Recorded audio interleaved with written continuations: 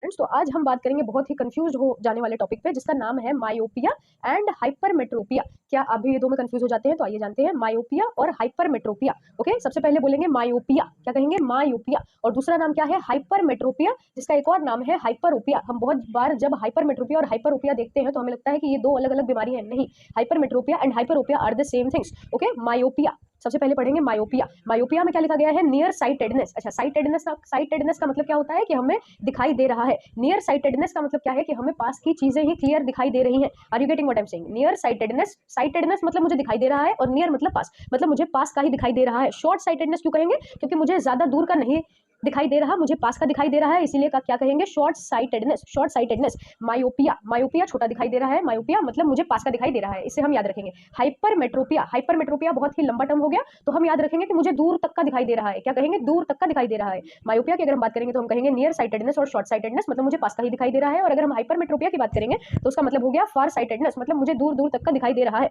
अच्छा, अब मायोपिया की अगर हम बात करेंगे तो जहां मुझे पास का दिखाई दे रहा है, मतलब आई बॉल जो है वो बहुत बड़ी हो गई है, eye ball is too long. जब मुझे पास का दिखाई देगा मतलब आई बॉल जो है वो बहुत बड़ी हो गई है, मतलब eye ball is too long.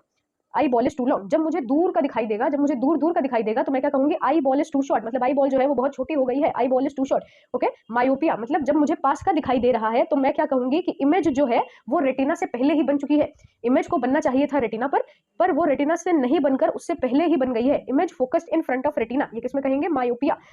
Myopia में क्या कहेंगे? Image focused in front of retina. और हाइपरमेट्रोपिया में हम क्या कहेंगे? इसका उल्टा, यानी image is focused behind the retina, image is focused behind the retina. Okay, अब मायोपिया यानी पास वाला जो मुझे दिखाई दे रहा है और दूर देखने के लिए मुझे जो लेंस का इस्तेमाल करना होगा उसके क्या कहेंगे? Concave lens. क्या कहेंगे? Concave lens. मुझे याद रखना है कि मायोपिया यानी जिसे मुझे पास में दिखाई देता है और दूर का नहीं दिखाई देता, उसमें मुझे जो लेंस का इस्तेमाल करना है वो क्या होगा? Concave lens.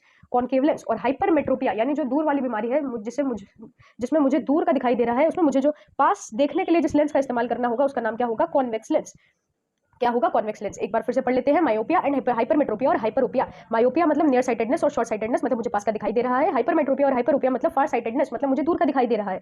मायोपिया कहेंगे तो eye ball is too long, मतलब जब पास दिखाई देगा तो मैं कहूंगी कि आई बॉल जो है वो बहुत बड़ी हो गई है और इमेज जो है वो रेटिना से पहले ही बन जाएगी, मतलब फोकस हो जाएगी।